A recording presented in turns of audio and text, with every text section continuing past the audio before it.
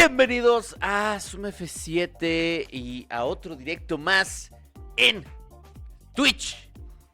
Y en esta ocasión, no sé ni cómo empezar mi alegato del día, no sé cómo empezar mi monólogo, mi discurso, no sé cómo empezar esta conferencia de prensa ante 45 personas que me están escuchando en este preciso momento. Y es que han pasado muchas cosas. Ustedes saben que los fines de semana son momentos en los que transcurren y suceden muchas cositas, y hay algunas que han pasado, y por supuesto que una de esas incluye una queja muy sentida, y una cosa que quiero platicarles, porque al final ustedes son mi terapia, ustedes son mi psicólogo, y lo tengo que confesar. Dice por acá Sakucha: hola profe Jerry, TQM. No, muchas gracias, yo los TQM a ustedes, a ustedes y a ustedes, y les agradezco mucho porque además hoy tenemos un estreno en Cine para Todos de un podcast que estoy casi seguro, a partir de los recientes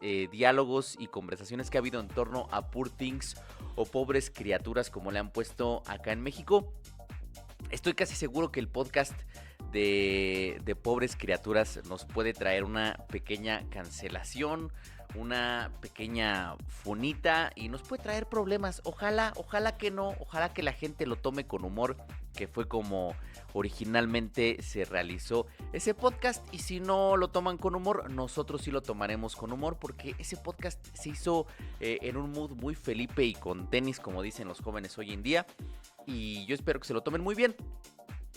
Nada más para comentarles, no es un tema, yo creo que sea secreto de estado, ni creo que nos meta en problemas como medio, ni creo que haya ningún problema en ningún tipo de cuestión.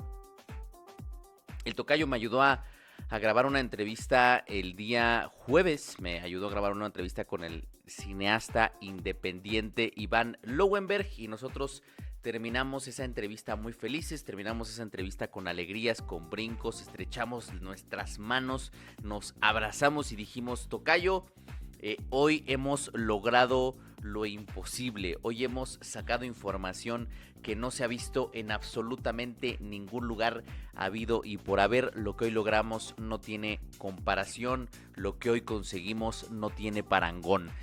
Y corte A, recibimos una llamada desde las profundidades del abismo, recibimos una llamada que nos pedía por favor que mutiláramos la entrevista. Entonces el día de mañana ustedes van a ver nuestra entrevista con Iván Lowenberg, director de No Quiero Ser Polvo.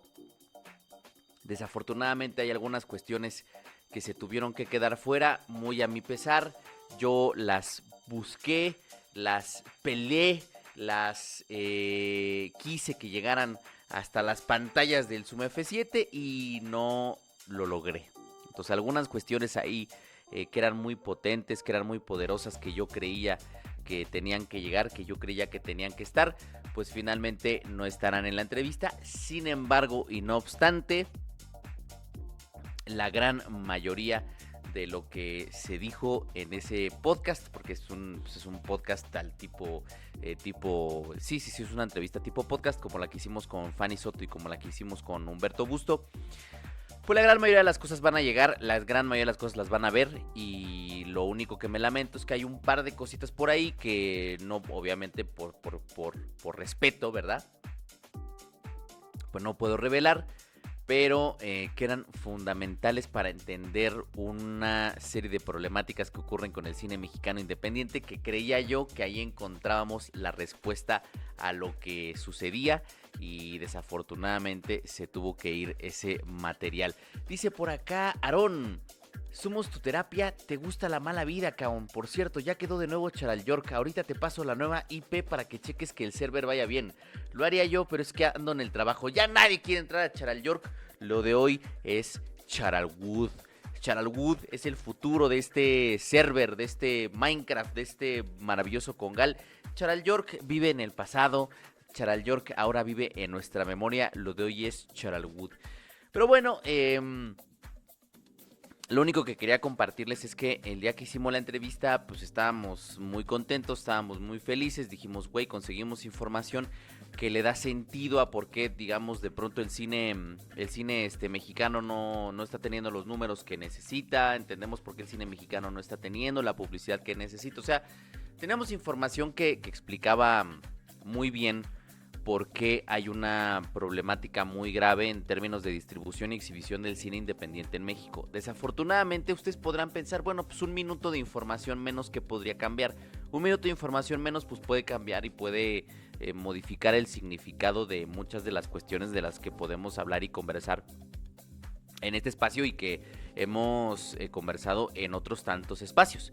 Desafortunadamente no lo vamos a tener, desafortunadamente se tuvo que mover y yo lo único que les digo es que platicando con Leti, pues coincidíamos en ese aspecto, ¿no? Coincidíamos, digo, no es algo nuevo que yo les haya dicho, no es algo nuevo que se haya comentado por acá, pero decíamos Leti y yo que pues esto lo único que lograba y lo único que sucedía era que confirmaba nuestro sentir, nuestra decepción con respecto a el cine mexicano. De pronto uno ve algunas voces que se levantan por ahí, que son abanderados del cine mexicano, y cuando uno se entera de lo que ocurre verdaderamente, pues pierde la fe en ese tipo de personas. Entonces seguimos pensando que pues estamos en una situación muy vulnerable, en una situación muy triste, en una situación pues muy decepcionante con respecto a los manejos que se dan en torno al cine mexicano.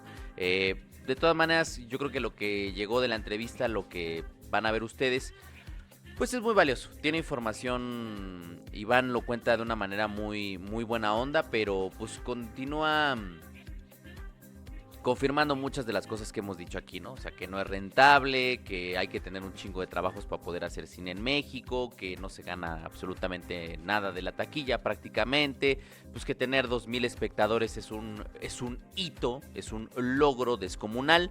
Y lo que sí les voy a pedir es que por favor me ayuden a compartir la entrevista a quienes les guste la entrevista. Obviamente no es a huevo, pero que nos ayuden a compartir para que trascienda el algoritmo, porque yo tengo la sensación y tengo la opinión de que es una entrevista que todo aquel persona que aspire a ser cineasta o que esté empezando sus pininos para ser cineasta tiene que ver por la información que se dijo en el programa.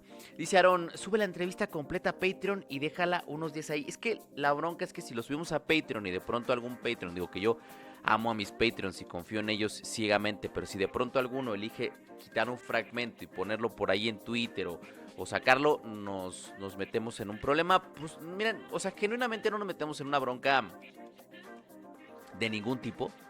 O sea, no nos metemos en ningún problema de ninguna sensación, porque pues no firmamos nada, ¿no? O sea, una de las grandes cosas que aprendimos en esta entrevista es que al parecer pues nadie firma nada, ¿no? O sea, aunque sean empresas que ya en teoría están formadas, pues aprendimos que no mucha gente forma cosas y que no todo se hace de forma legal.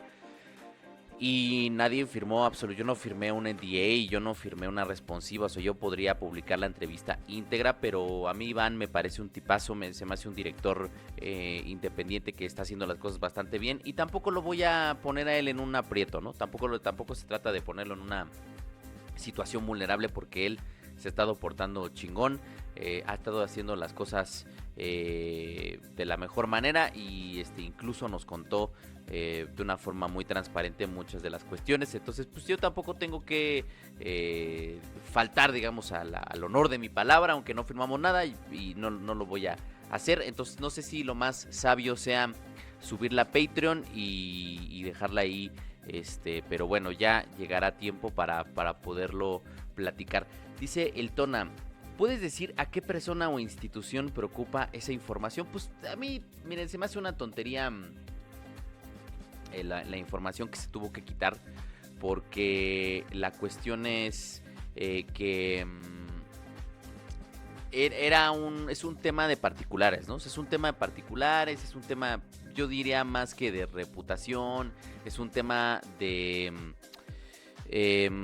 pues sí, que tiene que ver con discursos, ¿no? O sea, el tema con el cine mexicano y con el ego de ciertos creadores y ciertos cineastas es que casi todo va sobre egos y sobre la opinión y sobre no me vayan a mí a decir, no me vayan a hacer, no me vayan a... ¿no? Entonces, suele ser un problema más de ese tipo que un problema que tenga que ver con alguna cuestión legal o con alguna cuestión pues de ese tipo, ¿no? Entonces es un tema, creemos tanto Leti como yo, que no le gusta a ciertos sectores de particulares porque se van a revelar algunas cifras o se van a revelar algunos datos que podrían vulnerar, ¿no? O poner en una posición vulnerable a ciertos personajes y actores de la creación cinematográfica y de la distribución.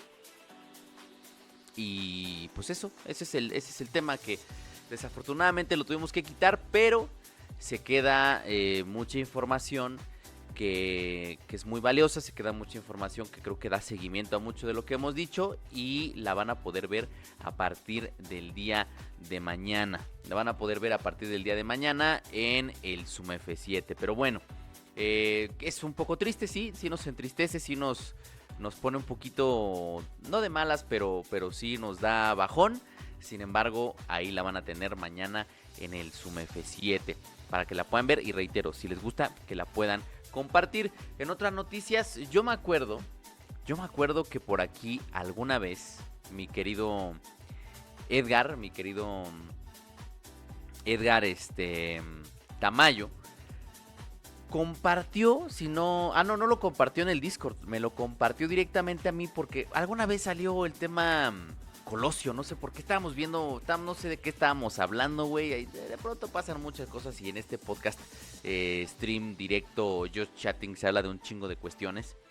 Y estábamos hablando del tema Colosio y de pronto Edgar Tamayo nos dijo que él tenía un video, que revelaba un segundo disparo, ¿no? Que estaba de alguna transmisión que se hizo en televisión y que se puso ahí medio tensa la cuestión con las televisoras, pero que él había grabado esa imagen. Yo tuve la fortuna de verla porque me la compartió y y yo vi el video y estuvo muy cabrón el video. Y antes de entrar a stream, andaba viendo una información que iba a platicar un poco de Poor Things. Y me apareció esta noticia, güey, que ese agente del CISEN fue segundo tirador contra Colosio y García Luna lo encubrió. O sea, ese video que mandó Edgar Tamayo no... Es completamente cierto, güey, es completamente cierto. Y estaba ahí la información, la pusieron en el noticiero. Y está dándose a conocer esta información, al parecer, desde hace unos minutos, desde hace unas horas. Y pues está cabrón, ¿no? Está cabrón que supuestamente ya lo tenían atorado a este personaje del CISEN. Y como estaba vinculado con Genaro García Luna, el impresentable, pues la libró, pero se confirma la teoría que nos compartió Edgar Tamayo, que en efecto hubo un segundo tirador. Y esto pone las cosas un poquito interesantes en cuestión de lo que se ha comentado a lo largo de 30 años con respecto no, 20 años, 30 años, ¿no? Es 2000, no, 20 años. No, 30 años, güey. Ya ando valiendo verga con las matemáticas, pero bueno, si quieren ver la información, ahí les pongo el link y yo andaré muy al pendiente porque al parecer todo el tema de Colosio pues va a salir a la luz conforme pasen los días y las semanas, porque se está revelando información que yo creo que muchos de nosotros pensamos que nunca iba a salir. Miren, Laura Sánchez Ley, yo la conozco porque escribió el libro de Aburto y nos seguimos mutuamente. Alguna vez se lo pedí, ella hizo una investigación muy importante con respecto a este tema. Por supuesto, ya dice que el Aburto que está en la cárcel pues no es el que no disparó jamás y que pues es un chivo expiatorio prácticamente. Y pone: hoy 30 años después la FGR asegura que todas las pruebas apuntan a que el agente del CISEN, José Antonio Sánchez, estuvo implicado en el asesinato de Colosio. Lo contamos y no nos bajaron de locos. Aquí la prueba de radisonato que desclasificamos. Positivo a todo, cabrón. Y aquí está la prueba. Miren, positivo, negativo en el izquierdo, en la mano izquierda, todo fue en la mano derecha.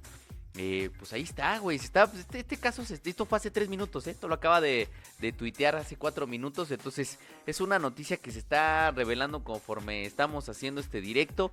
Y seguramente vamos a darle continuidad a esta temática. Pero bueno, reitero, no quiero profundizar tanto en mi opinión sobre Poor Things porque se viene el podcast sale a las 7, en Cine para Todos van a tener un podcast muy cagado con 2 opiniones y una persona que está ahí de colada que no aportó absolutamente ni madres, pero pues es lo que se estila ahora, ¿no? O sea, si Roberto Martínez tiene su podcast con Jacobo Wong, güey, y Jacobo Wong dice pura mamada, güey, pues ¿por qué nosotros no?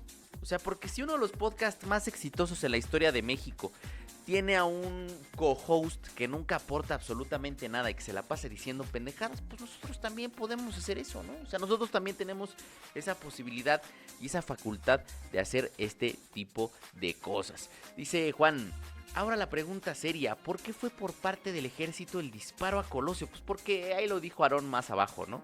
Si fue Salinas, pon la culebra para celebrar. Pues ustedes saben que la política, como dice un viejo proverbio chino, en la política y es como como dicen, en la guerra, en el amor y en la política, pues todo se vale, güey, todo se vale. Entonces, pues ahí está la respuesta, ¿no? Dice Aaron, porque ustedes no son prietos aspiracionistas o whitexican como el Wong. Pues sí, nosotros vamos a tener al Miguel. El Miguel no vio Poor Things y aún así Miguel se puso a hablar de una película que jamás había visto y que aún no ha podido ver. Pero bueno, no quiero comentar mucho sobre mi opinión de Poor Things. Honestamente, lo que sí quisiera comentar, lo que sí quiero platicar un poquito es que pues me sigo un poco decepcionando por las lecturas morales, éticas que se están haciendo sobre la película, porque se le está pidiendo al arte que haga cosas que no tienen que hacer el arte y se le está pidiendo a los directores que hagan cosas que no deben hacer los directores y se están se están pidiendo cosas que tienen que ver más con una cuestión moral que con una cuestión técnica, una cuestión estética. Por ahí he visto a muchas personas que están diciendo y que están criticando y están comentando que supuestamente Poor Things es una película con male gaze, o sea que ahora resulta que todas las mujeres liberadas sexualmente pues están vistas desde el male gaze. Y he visto algunas posturas todavía más radicales y que honestamente me parecen muy inocentes. Puede gente diciendo que no solo es una película que defiende y que está contada desde un male gaze, sino que además es una película que aparentemente defiende la pedofilia, ¿no? Que defiende a las personas que les gustan los niños. Eso se me hace todavía más exagerado y se me hace todavía más radical porque algo, y esto es lo único que voy a contar porque responde precisamente a esa lectura ética y moral. Yo no sé si algunas de las personas que están aquí ya vieron Poor Things. Yo no quiero spoilear Poor Things, pero se explica en una parte de la película, y en una parte de la historia y en una parte del guión. Male gaze, sí, es que sí se pronuncia, ¿no? Se explica que el cerebro de Bella, que es un cuerpo reanimado, esto está en el tráiler, se explica que evoluciona más rápido, se explica que avanza más rápido y que aprende rápido. En un informe de uno de los personajes le dice a su padre, a Willem Dafoe, ella evoluciona muy rápido, crece más rápido. Por lo tanto, no, en realidad a lo largo de la película o de la historia, no sabemos qué edades tiene cuando se van sucediendo las situaciones. No sabemos qué edad tiene cuando inicia con su vida sexual. Hay gente que opina que se trata de una niña cuando en realidad la historia y el guión constantemente te dejan en claro que evoluciona más rápido, por ende no podemos saber a qué edad se encuentra cuando suceden ciertas cuestiones. O sea, otra vez están haciendo interpretaciones que no diría yo que son erróneas, toda interpretación es válida, pero siento que nos estamos desviando de otras cosas que podrían ser más importantes y estamos cayendo en esto que hemos llamado, que hemos bautizado como neopuritanismo. Entonces estas lecturas de que si es una película feminista, de que si no es una película feminista, de que si el male gaze, de que si no es male gaze, que si se nota que la dirigió un hombre, que si no la dirigió un hombre, que si sí la dirigió un hombre, que si la quería nomás encuerar a Emma Stone, que si todas estas cuestiones se me hace un poco de ruido y me parece que tal vez posiblemente no nos está permitiendo hablar de otras cosas que podrían ser más importantes y se me hacen lecturas pues bastante limitantes y bastante limitadoras. Ya me acostumbré a ese tipo de lecturas, sí, ya me acostumbré a ese tipo de lecturas, no me sorprende,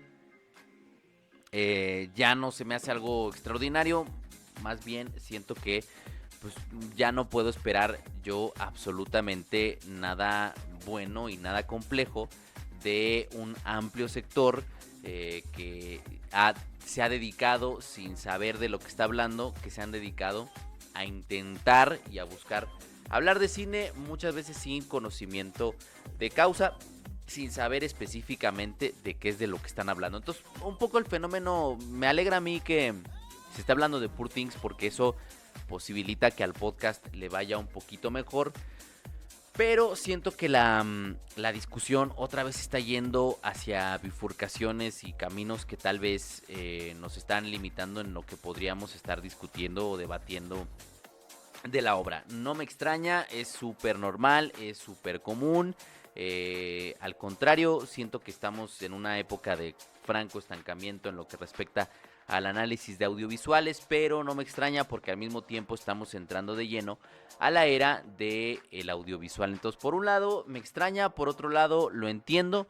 Entonces, bueno, son estas discusiones que se están dando en internet y que se llevan dando pues prácticamente desde los últimos, yo diría, me he dado cuenta de este recrudecimiento de la opinología, pues sí, que no sabe ni de qué está hablando. Prácticamente después de la pandemia que toda la gente que tiene acceso a una cámara se volvió creadora de contenido. Dice por acá MyBlur, yo solo digo que guácala el sexo, dice MyBlur. La literacia mediática está muerta, nos estamos yendo a una cultura de puritanismo bien pendeja, ya mejor me voy a vender Funkos. Así es, estamos en una sociedad, cultura neopuritana en donde todo tiene que ser perfecto, todo tiene que ser impecable, no podemos admitir el error porque en el momento en el que alguien se equivoca, entonces es mejor y más fácil funar a esa persona que tratar de dialogar, racionalizar o intentar comprender lo que está sucediendo. Dice el Tona, o sea que se está tratando de centrar en el posible discurso pero no en el guión, dirección. Lo voy a comentar, yo quiero que en un par de semanas tengamos un video sobre cómo los canales de resumen han afectado la lectura y la opción que tenemos, o sea, la forma en la que percibimos el cine. Y justo uno de los epicentros, y eso que menciona Tona es muy importante, es que sí nos estamos centrando y nos estamos enfocando más que decir yo en el discurso. Nos estamos enfocando en la historia como tal, ¿no? O sea, nos estamos enfocando en la sucesión de situaciones. Y es lamentable porque la forma en la que puede transmitir algo un guión de una película y una película como tal tiene que ver con... Pues tiene que ver con la luz, tiene que ver con las acciones, tiene que ver con los colores, tiene que ver con el sonido, tiene que ver con la puesta en cámara. Y un poco creo que lo triste de los canales de resumen es como suelen decir por ahí, se enfocan en la anécdota.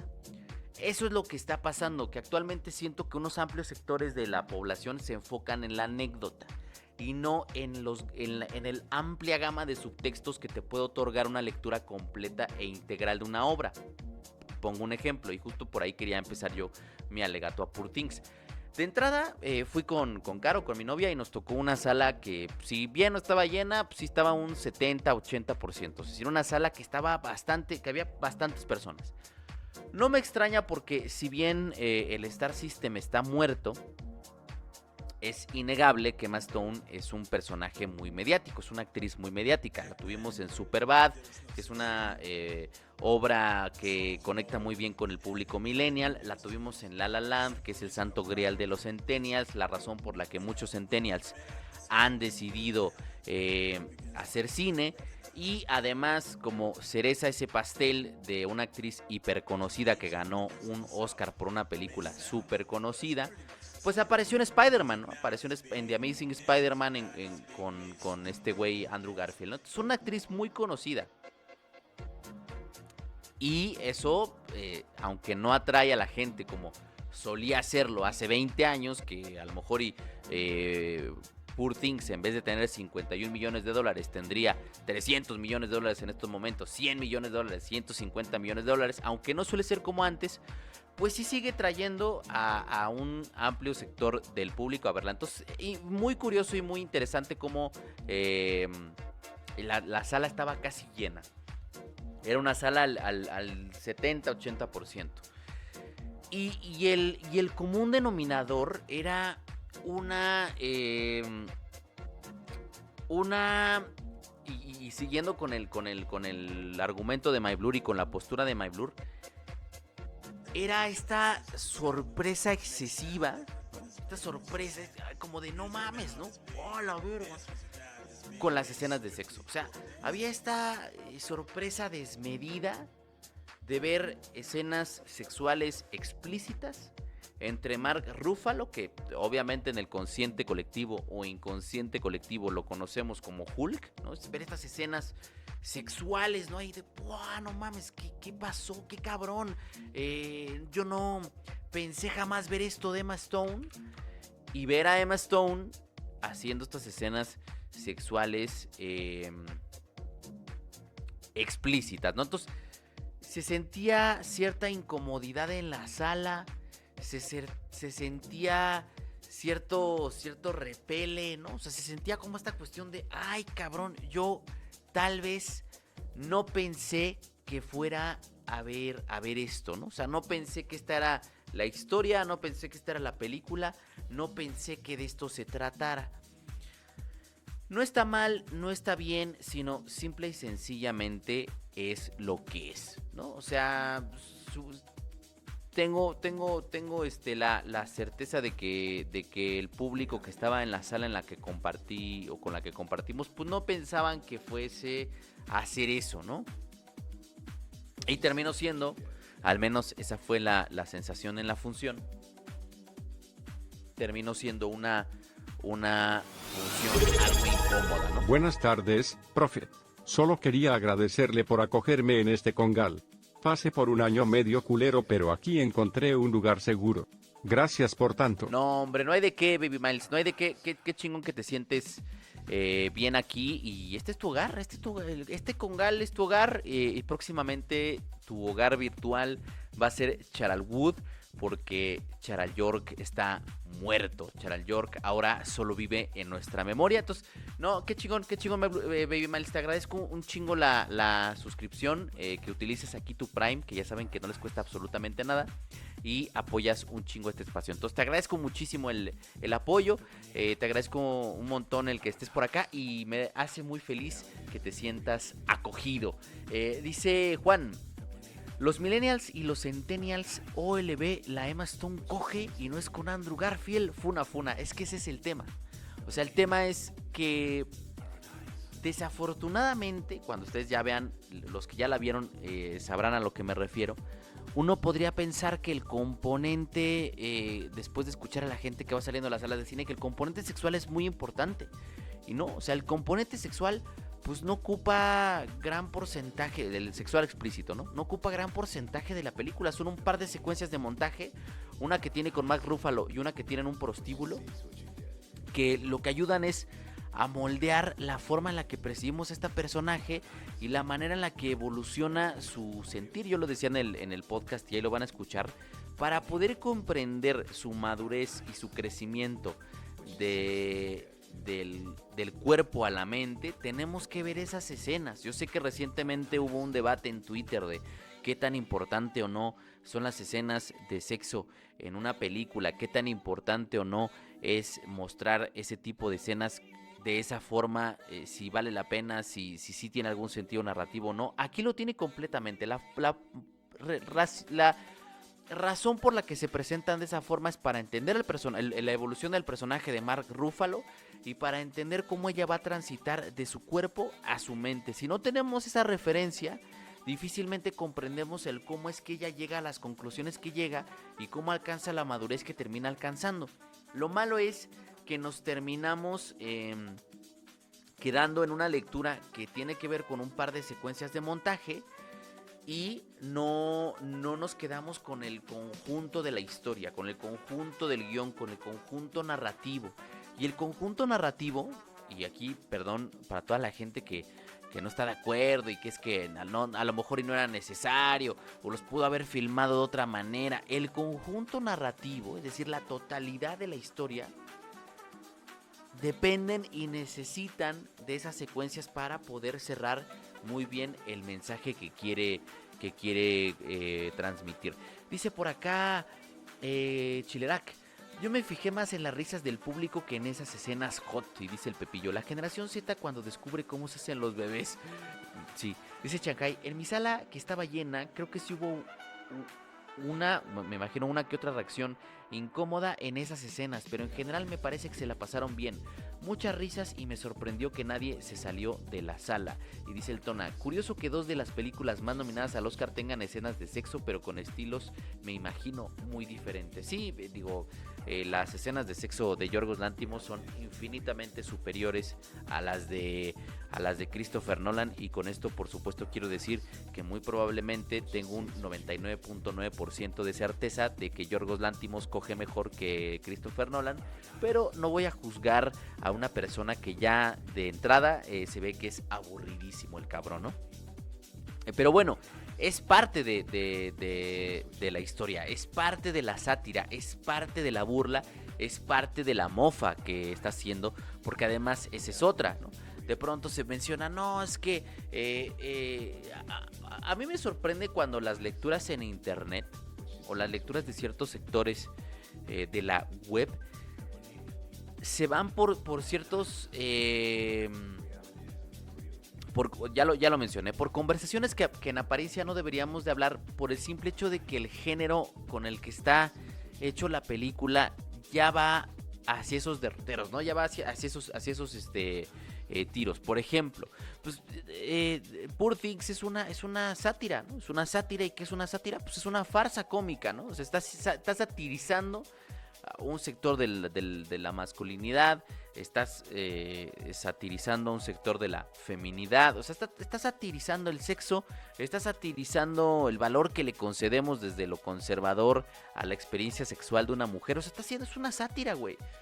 Si entendemos desde el principio que nos están contando una sátira, entonces va a ser más sencillo que podamos transitar el camino que nos propone la película. Si vamos con la pinche sotana puesta, pues obviamente nos vamos a salir a los 10 minutos de que empezó, pero no podemos ir a una película con la pinche sotana puesta, güey. No podemos ir a una película con lo moral antes de lo estético y de lo narrativo. La propia película, con sus códigos, nos está diciendo lo que es y nos está diciendo por qué es lo que es. Si eso no lo entendemos, pues va a ser muy difícil que podamos terminarla sin salirnos de la sala, como le pasó a algunas personas. En el caso de la función a la que yo fui, no hubo abandonos, pero sí adelante de nosotros había un grupo de 4 chavitos que no sabían ni qué estaban viendo. No sé, yo le calculo que si tenían 23 años el más grande, pues ya era mucho, pero eran chavitos de entre sus 18 y 20 años, y que la neta terminaron muy sorprendidos por ver lo que vieron, y me sorprende que hayan terminado más sorprendidos que extasiados al ver lo que vieron. Entonces, bueno, sí estoy un poco decepcionado, como suelo estarlo, del cómo estos diálogos y estas situaciones se terminan decantando por cosas que la propia historia y el propio tono nos está diciendo por qué es como es, y nos terminamos yendo hacia otras cosas en vez de enfocarnos en lo que nos está diciendo la película, con sus recursos narrativos, con sus recursos estéticos y con sus recursos técnicos, porque Poor Things es más que escenas de sexo, güey. Es diseño de producción, es una actuación impecable de Emma Stone. O sea, yo nunca le he visto una actuación así. O sea, si a Emma Stone no le dan el Oscar, va a ser el atraco del siglo, así como fue el atraco del siglo cuando lo ganó por La La Land. Va a ser el atraco del siglo si no se lo dan, güey. O sea, no hay manera de que ni Sandra Hüller se lo quite, ni Lily Gladstone. O sea, lo que termina siendo Emma Stone por el rango con el que lo hace. O sea, el rango corporal, el rango visual, porque con sus ojos cuenta muchas de las cosas que está sufriendo, el rango vocal, o sea, todo lo que hace para poder pasar del tono inicial de la obra al tono final es simple y sencillamente excepcional, güey. Es una cosa bestial, cabrón. De verdad, es una cosa que tienen que ver. Dice el tocayo, inclusive Yorgos y Emma dijeron que haber quitado esas escenas hubiera sido ser mojigato completamente. O sea, si parte del componente de la historia es un desafío al conservadurismo, es un desafío a las buenas y sanas costumbres, es un desafío a lo que creemos que tiene que ser con la pinche sotana puesta, pues evidentemente las tienes que dejar para jugar con esa cuestión y para cuestionar, ¿no? Ese neopuritanismo y cuestionar esa forma de entender la vida y de entender las cosas. Entiendo, reitero, entiendo el por qué a algunas sanas conciencias eso les perturba, pero créanme que es mucho más profundo que eso. O sea, de lo que trata es ustedes saben que es la historia de Frankenstein y necesitamos que Frankenstein se libere. Y si esa liberación implica una liberación sexual, yo creo que está perfectamente bien justificada. Dice Juan, el Tata Scorsese se hubiera aventado su director Scott con escenas de cochadera en Los Asesinos de la Luna. Dice Juan, hay que sacar una IA, pero que sea crítica cinematográfico para prevenirnos de la raza moralina. Ya nomás le sacamos como morra VTuber para que le presten atención. Dice Nanorock, ese Lantimos se aventó una historia arriesgada y le está yendo bien. Pero es que le está yendo bien porque se me hace... y digo, entiendo muchas cosas, ¿no? Yo soy una persona que no tolera las corridas de toros, que no tolera el tema taurino y regresaron a la Ciudad de México. Yo no soporto ese tipo de espectáculos. Uno podría pensar que en el momento en el que nos encontramos, pues ya era para que encontráramos otro tipo de entretenimiento, ¿no? La gente argumenta que ese tipo de entretenimiento los ven personas muy cultas, pero pues si somos personas tan cultas, pues ya nos hubiéramos inventado otro tipo de formas, ¿no? De divertirnos, de entretenernos y de hacer cultura, pero al parecer necesitamos a un animal muriendo violentamente enfrente de nuestros ojos para preservar la cultura y las bellas artes, como le llaman algunos a la tauromaquia, ¿no? Yo estoy completamente en desacuerdo. Alguna vez fui a una marcha antitaurina y tomé algunas fotillos que aún sobreviven por ahí, pero bueno, no soy tan fan. Pero esto lo menciono porque uno pensaría que para 2024, pues ese tipo de cosas ya las habríamos superado, y lo mismo el ir de persinados a una sala de cine, ¿no? O sea, uno pensaría que para 2024 ya dominaríamos y ya entenderíamos las distintas manifestaciones artísticas y la manera en la que los autores suelen reflejar la realidad. Lo que ocurre es que pues conforme pasan las películas y conforme pasan los años, pues me doy cuenta que aún no contamos con la madurez como espectadores, con la madurez como audiencia para poder tolerar ese tipo de expresiones y de manifestaciones en la gran pantalla. Entonces, si vemos a Hulk y a Gwen Stacy coger de forma explícita frente a nuestras caras, pues nos persinamos y decimos, ay no, yo mejor me voy de aquí porque yo estaba esperando otra cosa. Ay no, mejor ahí la dejamos porque no es lo que quería. No me están dando una mirada feminista, no me están dando una mirada valiosa, no me están dando un female gaze, me están dando un male gaze y yo no quiero un male gaze. Es un poquito triste el darme cuenta que aún hay una inmadurez con respecto a la forma en la que nos aproximamos al audiovisual. Dice mi querido Amadeus, hola, ¿qué tal? Voy llegando, ¿qué tal, pobres cositos? En resumen, ¿llevo a mis jefes a verla o mejor me voy solo? Depende de qué tipo de papás tengas, Amadeus. Si tus papás son muy persinados, probablemente no es algo que quieras. Si tus papás son muy tolerantes, a lo mejor y si es algo que estaría chingón que vieras con ellos. No sé, a mí como una historia que justamente lo que pretende es reflejar cómo un autómata va a empezar a encontrar, o un autómata en este caso, va a empezar a encontrar la libertad, va a empezar a encontrar la forma de quitarse las ataduras. Yo creo que funciona muy bien. Yo creo que diría, hasta yo me atrevería a decir que es la película definitiva de Frankenstein. Yo no he visto algo igual, por la forma en la que lo lleva tan lejos. Por ahí leí a alguien que decía Mary Shelley estaría orgullosa. Yo coincido. Yo creo que es una película en donde podemos ver esa liberación del autómata, y que solo podíamos verla a través de la liberación de sus distintas dimensiones como personaje. Por supuesto, la dimensión social, la dimensión física y la dimensión psicológica, y en ese sentido lo logra bastante bien. Y yo sí soy fan, yo lo debo decir, no tiene nada que ver con que Emma Stone aparezca como Dios la trajo al mundo, pero sí se vuelve mi película favorita de Yorgos Lanthimos después de The Killing of a Sacred Deer. Yo la pondría ahí en un empate, ¿no? A mí me gusta mucho The Killing of a Sacred Deer, el sacrificio del cuervo sagrado, y Pobres criaturas. Ambas me gustan muchísimo, y creo que en ambas Yorgos Lanthimos demuestra el amplio rango que tiene. Y voy a repetir una cosa que dije en el podcast. El crítico que la reseñó, o bueno, quien hizo la crítica más bien en Suma F7, dijo que dije cuervo, del ciervo, perdón. Dijo que Yorgos Lanthimos volvió a ser una obra maestra, no importa cuándo digas esto, ¿no? Y sí, yo estoy de acuerdo. Creo que Poor Things o Pobres criaturas es otra de las obras maestras del gran Yorgos Lanthimos. Dice por acá Pepillo: nunca se dejó de ser conservador, o solo crearon palabras y conceptos para apoyar el sesgo, como con Temach. Y 10 vitazos. Muchas gracias, Pepillo, por esos 10 vitazos. Dice Amadeus: sí está bien desarrollado que tenga la conciencia de su hijo no nato. Eso me interesó muchísimo desde que se anunció la película allá por el 2021, creo. Miren, lo platicaba porque cuando hice un comentario, güey, porque pues en Twitter un tweet, bueno, en X, un ex, no es pues una reseña ni una crítica, pues es un comentario, ¿no? De unas cuantas palabras. Alguien me ponía, y creo que les puedo leer el comentario porque hice el tweet recientemente, pero voy un poquito para allá.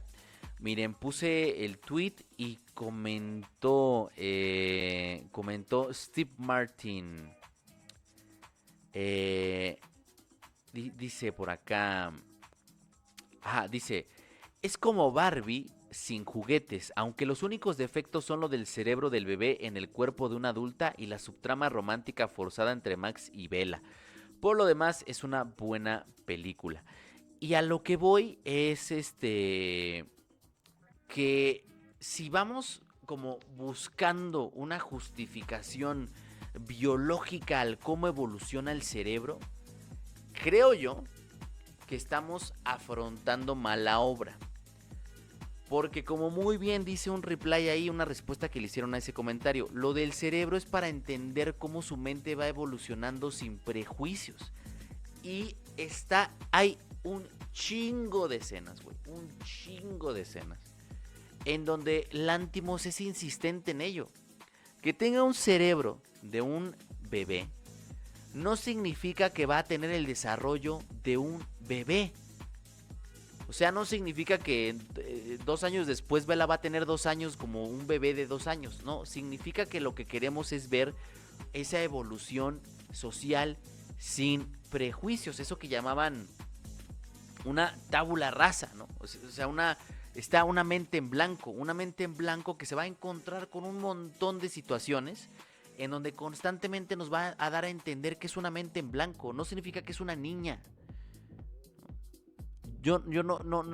Lanthimos jamás plantea que es una niña, plantea que es un cerebro evolucionando constantemente y a una velocidad distinta porque está en un cuerpo de mujer. Entonces, si lo entendemos desde esa forma, ¿no?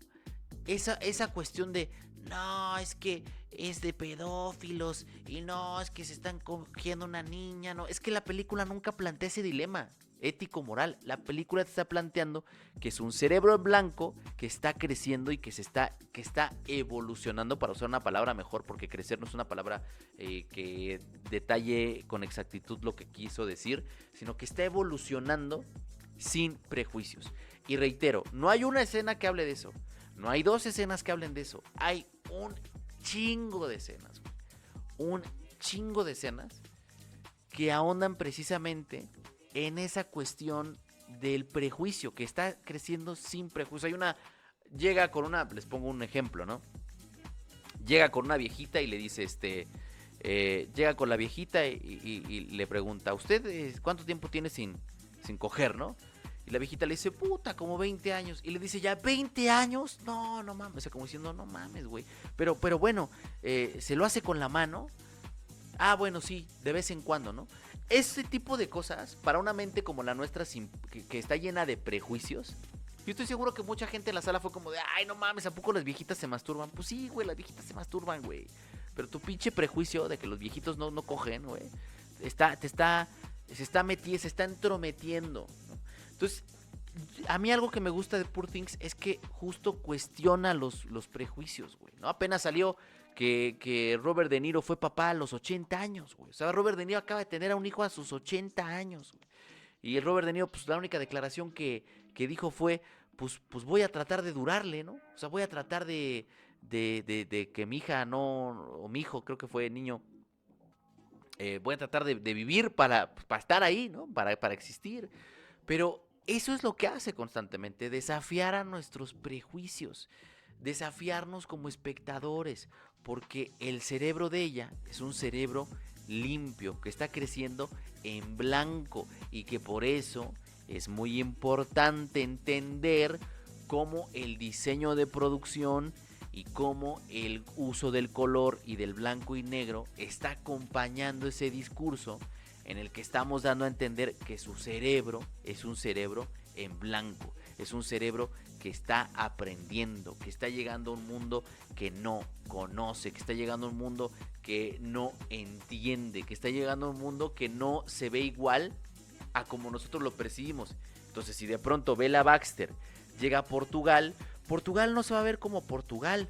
Portugal se va a ver muy diferente porque toda su percepción está alterada porque es una tabla en blanco y está aprendiendo de cero, está limpio, está evolucionado, no es una niña, es un cerebro en constante evolución y tenemos que entenderlo desde ahí y por eso es importante el personaje de Willem Dafoe, porque el personaje de Willem Dafoe nos está hablando desde lo médico, no desde lo moral y lo ético, nos está diciendo, es un cerebro en este cuerpo y hay que ir viendo su evolución y hay que ir viendo cómo está aprendiendo. No está diciendo, es una niña, güey, no dice es una niña, dice es un cerebro, dice, o sea, lo que está haciendo es que está acompañando ese discurso. Pero de pronto llega la obra a Twitter y a X y cada quien lo entiende como Dios le da razón y de pronto dicen, es que es una apología a los pederastas. Es que es una película machista que viene desde el male gaze, que viene... No, es que te está planteando, incluso se burla de ese male gaze todo el tiempo, lo hace, güey. Entonces, como no entendemos que es una sátira, como no entendemos por cómo está organizada las escenas y porque hay ciertas escenas que están jugando con los prejuicios, pues saltamos a hacer comparaciones que no tienen ni ton ni son, saltamos a hacer conclusiones sobre cosas que no nos ha concedido el director y terminan saliendo conclusiones pues muy charras, ¿no? Dice por acá Dano Rock, es que la peli presenta bien sus reglas y convenciones. Exactamente, o sea, desde los primeros minutos está muy bien desarrollado el mundo y sus reglas, gracias al apoyo que se da entre los personajes, gracias a la forma en la que está filmada, que reitero, hay una razón por la cual tenemos segmentos en blanco y negro, hay una razón por la cual tenemos segmentos a color y todo eso no tiene absolutamente nada que ver con que si es pedover, con que si no es pedover, con que si es una niña, no es una niña. Todo el tiempo está esa correlación que nos está construyendo Yorgos Lanthimos. Dice Amadeus, entonces me convence, temía un poco que exagerara y se le fuera de las manos entre sus ambiciones. Me lanzo este sábado a verla. Además, el diseño de producción se ve que bebe mucho del imaginario loquísimo de Terry Gilliam. Yo justo coincido con eso. O sea, la película probablemente parece excesiva en sus trailers. Probablemente parece un atasque, como lo dije en el podcast, pero no lo es. Créanme que todo está plenamente justificado y yo diría que hasta en ciertos momentos está contenida, güey. O sea, hay ciertos instantes y ciertas situaciones en donde se contiene pues del discurso que podría ir más lejos, y yo creo que el propio Yorgos Lanthimos sabía que no podía ir tan lejos y se contuvo un poco, güey. Entonces, vayan a ver, es una gran película. A mí, de lo de 2023 y de lo que está nominado al Oscar, me encantaría que arrasara, me encantaría que le fuera muy bien.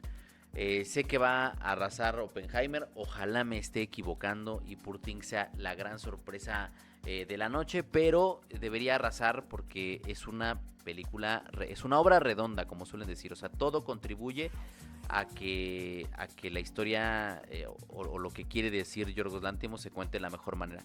Dice Avisu, es muy curioso cómo una película totalmente amoral, los mismos espectadores por sesgos sociales la llevamos al terreno moral cuando su discurso es todo lo contrario. Exactamente. Es que eso no hay mejor forma de decirlo, no hay mejor forma de explicarlo.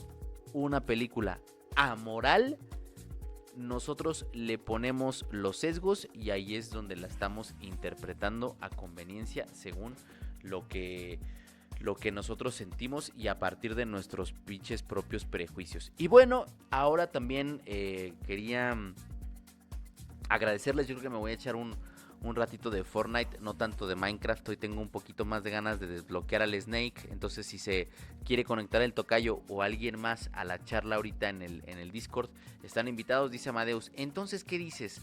Lanthimos y Glazer son lo más cercano que tenemos a Kubrick hoy en día en cuanto a estilo. Eso está cabroncísimo, ¿eh? O sea, Lanthimos no ha logrado, déjame voy conectando al Discord tocayo para que si quieres entrar entres, pero antes de que entres, cabrón, checa tu micrófono, ¿no? Para no andarte, no, que ya te moví, que ya te puse, que ya le quité, que ya no sé qué, checa lo de tu micrófono, tocayo. No sé, yo creo que Lanthimos no se ha logrado separar del estilo de Kubrick, o sea, sigue replicando durísimo lo que vimos en películas como Barry Lyndon, o sea, los zoom ins, los zoom outs, el gran angular. Nada más que ahora yo creo que Lanthimos lo lleva más lejos. Lanthimos ahora utiliza ojos de pez. Ojos de pez, según yo, es algo que no se le vio tanto a Kubrick. El fisheye lo lleva todavía un poco más a extremos. Pero sigue emulando durísimo y por momentos el estilo del gran Stanley Kubrick. Lo estoy diciendo a manera de broma, el Stanley Kubrick. Pero bueno, Zone of Interest la tengo que ver esta semana. Esta semana voy a ir a verla porque la vamos a platicar en Cine para Todos. Y ahí ya les estaré comentando qué pienso de Zone of Interest. Vamos a platicar Zone of Interest y Past Lives, estos podcasts que vienen, que además a Cine para Todos le está yendo muy bien en las métricas. Y ahorita les voy a compartir algo nada más antes de entrar a escuchar la opinión del tocayo de Poor Things. Dice Diblick, entonces sería como con Park Chan-wook, que la dimensión sexual de sus personajes es muy importante. Es que no es importante, o sea, no es que sea importante para ella, sino que para llegar al estadio, por utilizar una palabra que quizás sea más idónea, para llegar al estadio al que llega al final de la película Emma Stone, primero tiene que atravesar la parte física. O sea, para llegar a lo psicológico y a lo mental y al aprendizaje y al conocimiento, primero tiene que atravesar una parte instintiva, una parte animal, una parte sexual. Y una vez que llegue a ese, que atraviese ese estadio, ya puede llegar al estadio que yo considero que para Lanthimos es el importante, que es el que viene después del estadio sexual y del estadio del dolor y demás. Tiene que llegar allá, pero para llegar tiene que cruzar ese. Entonces no es que sea importantísima, sino que es un paso más, un escalón que tiene que subir para llegar al estadio final, que es al que quiere Yorgos Lanthimos que llegue su protagonista. Dice Amadeus, el tema es que Glazer desde sus videoclips también se le ha visto mucho esa influencia. De sus películas solo he visto Under the Skin y al menos en atmósfera sí lo emula bastante bien. Ya te contaré qué opino. Antes de empezar a los fornachos y a ver si sacamos al Solid Snake, muchas gracias. Hoy me llegó esta notificación de Asume F7 de VidaIQ, que VidaIQ es una plataforma que si ustedes la descargan les puede dar métricas de sus videos y de otros tantos videos. Hoy alcanzamos 15 millones de visualizaciones. Yo sé que podría parecer que 15 millones de visualizaciones no es mucho, pero para un canal como SumF7, por el tipo de videos que hace SumF7, como lo dije en Twitter, me hace muy feliz, me llena de alegría. Yo aprecio todas y cada una de esas visitas, así hayan sido visitas de 10 segundos que entraron y se salieron como un personaje en Poor Things. 15 millones es muchísimo. Y yo espero que este año tengamos poquito más de 2 millones de visualizaciones. Casi siempre estamos en 1.400.000, 1.500.000 por año. Más o menos yo voy a tratar de que lleguemos a 2 millones de visualizaciones. Se cumplió por fin después de no sé cuántos años que finalmente tuvimos un mes en Zoom F7 con 4 videos, que es el mes de enero, en Cine para Todos. Gracias a la colaboración invaluable del tocayo, vamos a tener aproximadamente 6, 7 podcasts. Entonces, un poco la idea es mantener el ritmo, pero no sé si el tocayo